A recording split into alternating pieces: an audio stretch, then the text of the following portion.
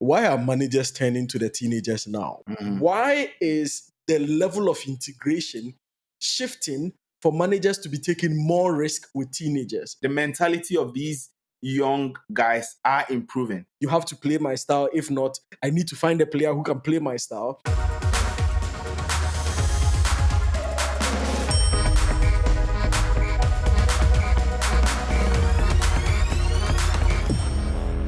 This weekend felt like a youth wave. Estevao helped Erasmus's club Chelsea in their 5-1 win over West Ham and became the youngest Chelsea player to assist in the league after an early mistake that he corrected with real maturity. Max Dowman, we saw after the buzz, Arsenal also winning by 5-goal margin, a 15-year-old who won a penalty and looked very fearless on the pitch. Leny Yoro for Manchester United, in all their mess, also secured for them a goal that eventually got them the points that they can rely on for now within the Premier League. And then wrapping up in Liverpool's game was Rio Ngumoha, who scored a 90 plus 10-minute winner for Liverpool on his debut against Newcastle.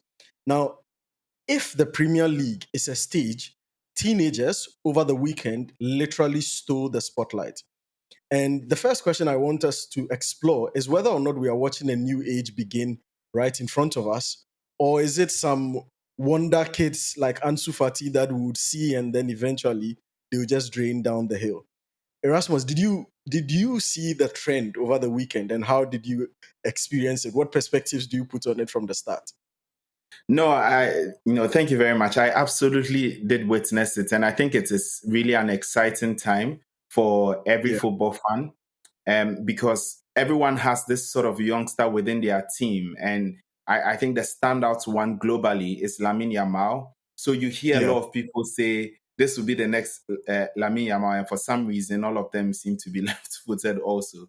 But I think he sort of like sets the mark for what youngsters should be doing, and it's become exciting. There's a lot of pressure which is now put on young footballers to be able to replicate those kind of results. Whilst previously it was just a case that youngsters were coming into the team to play just a few minutes here and there. So I think Yeah. it's really exciting. For me, the most intriguing part has been the way in which the managers are not even trying to ease them into the games anymore.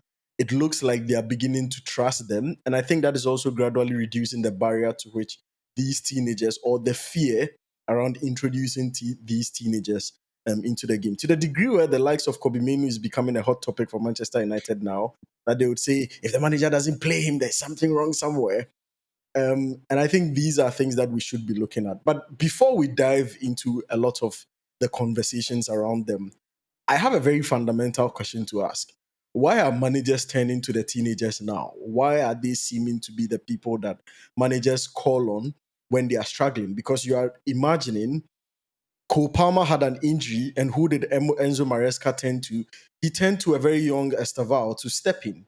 You are imagining Manchester United has defensive issues, and who do they play consistently ahead of Harry Maguire, who is sitting on the bench and an experienced international and has numerous caps for England? It's a young Leny Yoro. You look at Liverpool struggling to break down a Newcastle team that has pulled out all the tricks that they could think of in the world.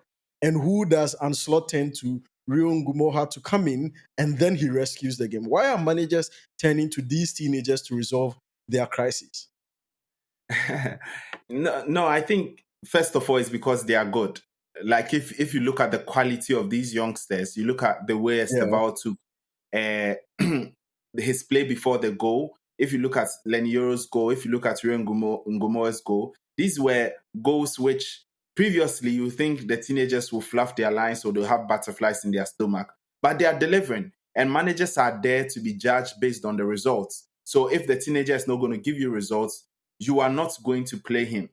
But I think maybe more and more, I have reasons why we are seeing more teenagers integrated into the different squads that we have. I think the yeah, very first one is that there is a homegrown rule, especially within the Premier League, where you need to be able to register 17 non-homegrown players and under 21s don't count. So that encourages clubs to be able to use the academy players to be able to fill roster slots. Secondly, we've also heard so much about pure profits, right? Which is Yeah. uh, when you sell a player, how much profit are you able to make on the books? For academy players, this is pure profits in the sense that they do not need to account for the cost of these players and they are marked as free. And therefore, people or clubs necessarily want these guys within the teams in order to be able to generate value with them. But over Yeah. the years, or in the last couple of years, we are seeing huge fixture congestions. We are also seeing a lot of games being played, a lot of new competitions being created. In order for you to be able to compete in all of them, you need numbers. And if you are not able to expand the number of the main squad, then it becomes very Yeah. important that you build a very young, or you grow the academy to be able to produce talent who may be able to feature in some of these FA Cups, Carabao Cups, and co. I think if we move to some of the more political impact, I think after Brexit, English clubs are not able to sign overseas players until the age of 18, where they can be able to Yeah. obtain a work permit. So this limits the ability for players who are under 18 to be able to come into the league, or under 21 foreign nationals. And that pushes a lot of investment. And I think this is a big deal. And this has been one of the biggest benefits of Brexit. We've seen massive investment into the domestic academies and the targeted Yeah. signings of a lot of these teenagers, given that they are not alternatives outside. And we're seeing that the talent is there. So it is not the case that there is no talent within England. I think there really is. But lastly, I think it's also the financial constraints, right? Look at how much Yeah. Estevao went for. Was it 60 million or 40 million? Even Yeah. Rio Ngumoha, see how much he went for. Like, and then when you start talking about players like Jackson, Isak, you begin to hear 150 million. So Yeah. I think the players who are well sought after, people have realized that you need to get them very, very young. And it means that they are Yeah. beginning to come at a premium, because we know that once they develop, they will become very, very expensive. So I think these are some of the reasons why we are seeing a lot of them within the space, and by extension, Yeah. them succeeding and them also engaging everyone.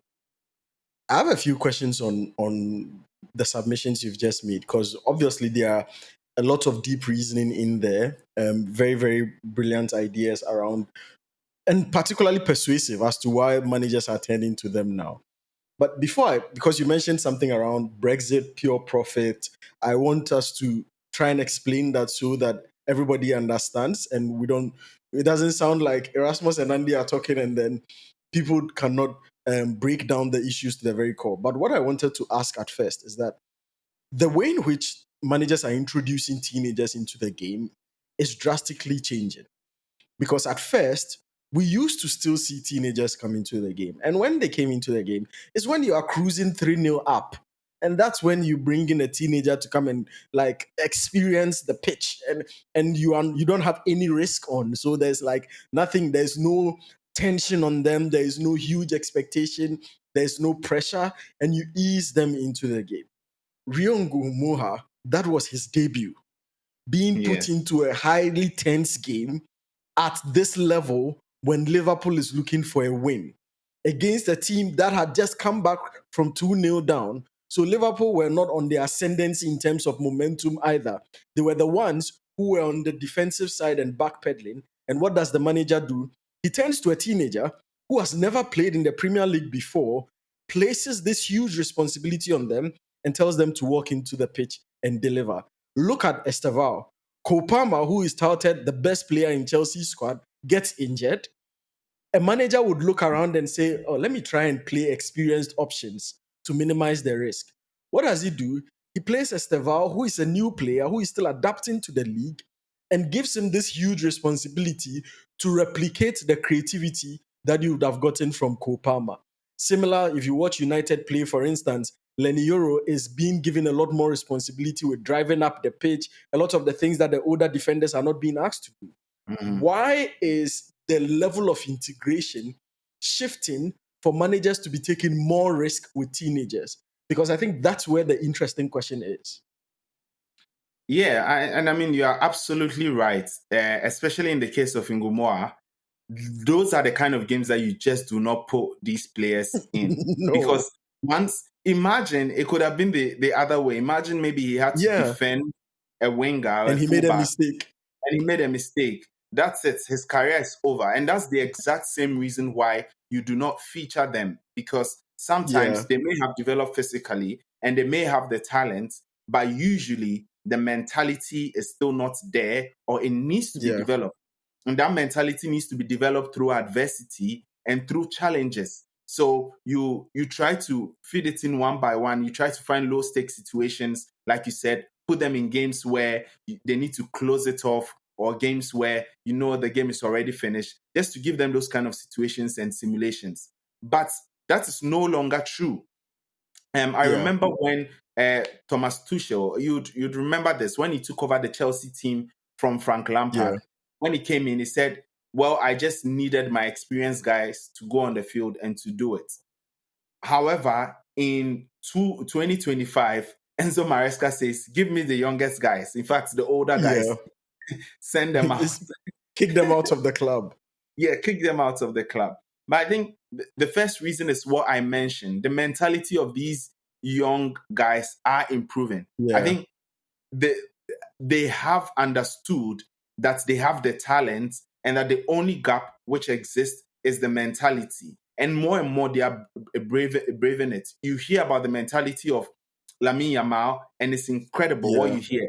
Even for Rio, it's incredible what you hear. For Leny Yoro, it's Yeah. incredible what you hear. So their mentality is really, really, really huge, a huge factor in driving up this. But secondly, I think it's also on the physical side of things. Like more and more, Yeah. we are seeing a lot of games being played, and all of that stuff. Like far more younger players are able to last more on the pitch. They bring a certain level of excitedness. They bring a certain level of physicality.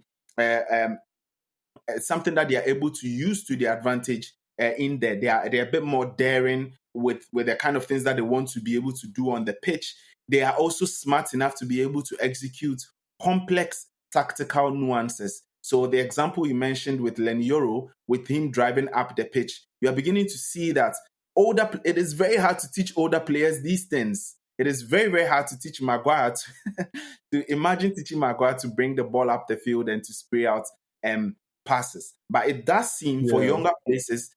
younger players who are a bit more impressionable and are at the development stages of their football, they're able to absorb this tactical detail and are more inclined to execute it to the T without even questioning this. But lastly, I think this makes for good stories. And more, we are seeing that it is very important for you to create a feel-good factor around your team anyway. So the Max Yeah. Dowman Tales is helping to push the Arsenal brand. It's helping to say that if you join the Arsenal Academy, you'll get opportunities within the first team, or you get the opportunity to be put on some of the biggest stages. Same for Estevao, same for Rio Ngumoha. So more and more clubs are also realizing that this, in a way, is able to energize the fan base and create a level of excitement around those teams. And it's also able to send a signal to other talented players within the pool that over here, we would give you opportunities if you are good. I don't know, this is like probably one of the most entertaining conversations I've had on this podcast. Because the more you speak, the more I think of really interesting questions to ask you on the things that you are speaking about. So just a quick recap. The things that I've heard so far is that these players are much more flexible to mold for Yes, managers and to fit their tactical identity. So they tend to get the preferential treatment. They are also much more likely to suit the intensity of the league, and the league's intensity just keeps increasing with the way in yeah. which teams are trying to build and are trying to be aggressive. Whether it's a small team or it's a big team, intensity is a huge advantage for teams within the league now. So that's like top priority when they are trying to build their squads. And also about the stories and then the brands that are pushed out, in terms of creating a narrative out there that makes your club attractive for the next Lamine Yamal who is on the street to pick Yes, you during trials instead of picking Liverpool, to pick yeah. Arsenal, to pick Chelsea instead of picking a Manchester United. And so those competitions, and those are the reasons why these guys tend to be given more responsibility. which is brilliant. The question that I have to ask is, at the heart of this, especially when it comes to the tactical flexibility of these players, is Mhm. it because we are increasingly having managers who are being rigid with their use of players, such that they would say, if this player does not suit the way in which I want to play, I can never adapt to suit that player. So managers like Thomas Tuchel, like you said, who prefers the older players because he doesn't build around the players have to suit my style. He constructs a style for the set of players that he has. Is it because we are seeing those type of managers fade out and a new breed of managers who are simply saying, you have to play my style. If not, I need to find a player who can play my style. And how damaging can that also be in the long term? Because we've seen the likes of Grealish, we've seen the likes of Foden, who have been strictly boxed into a specific set tactical development, and then they seem to be figured out very, very quickly, and it's difficult to find a way out for them when they grow up. Yeah, no, I think it's a really, really good question, and it's more of the chicken and egg situation. But Yeah. I think it borders towards one person, one name, maybe two names. Johan Cruyff, Pep Guardiola. I think they, you know, Barcelona heritage, yeah, but the the Barca Barcelona heritage. destroyers of football. Yes, yes. So you know about the concept of total control, right? So Yeah, more and more managers are understanding that the more they are able to control the elements on the pitch, the yeah, more they can be able to control the results that they get. And since there is an oversupply in a way of players and of talent in today's world, they have the luxury to be able to pick the tools that they need to put together to make the kind of building that they want or to make the kind of team that they want. So there is yeah, no need to wait on someone or to try and change your entire managerial philosophy to suit a certain player when you can easily replace them, especially for some of the big clubs where they are going to, where they have so much more money at their disposal. They are able to do yeah, that. You realize that this is far more difficult for smaller teams to do. And I'm making the point over here. This is far more difficult for smaller teams to do. Even saying so, you are seeing clubs like Bournemouth who are now having their own kind of style and development for certain players. Now, second point, you also realize that these days the total control doesn't just exist at the first team stage. Now yeah. there are The academy multi-club, stage. yes, multi-club models and academies who need to follow in the coaching philosophy and style which has been set by the manager. So this is very unique, and with football is changing in radical ways, and I think you have correctly identified it in ways in which it is interesting. And the downsides are what you've pointed out. First, there are players who are then trained in one particular style who Yeah, then it means that whenever the system changes or whenever the philosophy fades over time, because one philosophy cannot dominate forever, they can find themselves on the fringes, right? yeah, And and secondly, what like you said, what also happens to the expression which individual players are able to express themselves and show the talents that they have. Grealish, who is a fantastic player, who after the game against Everton said, I've not felt free, this free playing football in bro. the last 2 years. That is very, very sad. That is Yeah, very, very sad as as a footballer. I think my criticisms of this are these. First, I think philosophies won't last forever. We need to be yeah, able to understand that. You can create a philosophy and the next day it has faded away. yeah, Secondly, the fundamentals of football would never fail you. Like once a yeah, player can defend, once a player can attack, once a player can pass the ball, you do know that they would be able to create opportunities. And yeah. football does not come from dreams. It's not anointing oil, right? They do not pour it on you. It comes from these players. Yeah. Do you know how the reason why we are able to teach kids in the academy today about how to take a good first touch? Do you know why? Because players have played and taken first touches several times, and Exactly. they've Because studied how that is done. They've yes, passed on because that knowledge. Yes, because we saw Zidane do it exceptionally, and we said, Yeah, how does he do that? And they perfect that over time, right? So yeah. that means that we are able to engineer The innovations game. and then build it in people, right? Like Yeah, it's same like how it happens in every other sport, even in debates. yeah, Certain yeah, tricks which people come up with now become a convention of the sport. So yeah, if over time we now lock ourselves in these sort of innovation, in these sort of tactical boxes or technical boxes, and we don't allow for new expressions to develop, very soon we are going to run yeah, out. And it's no wonder why we are seeing a lot of claims that football is getting very boring and fans are getting disillusioned with yeah. football. They're not seeing those levels of excitedness. But even then, even saying You, so, you can still see that some of these yeah, youngsters are also really, really brilliant and bring something to the fore. And maybe the systems which are created really, really helps them to thrive and be able to bring out their skill and then show it. But I do hope that we are able to see some form of evolution which will be able to challenge this. I'm very curious to see it. awesome. I was about to say you really love this question because the depth to which you've answered it is really, really brilliant. And I think that It's the sharp. maybe in the next few weeks that should be an episode that we work on, and I'm sure people would definitely love to talk about exactly whether or not managerial philosophies are ruining football. And definitely you should let us know in the comments if that's an episode you'd be interested in, how much you'd love to contribute to it, and we'll definitely work on that because it's an entire conversation on its own. And when we're discussing about these academic players being introduced, I just figured out the way in which they are being preferred. A lot of it also stems from that. Before I forget, you mentioned something about Brexit. What is it, and why is it having an influence on British football?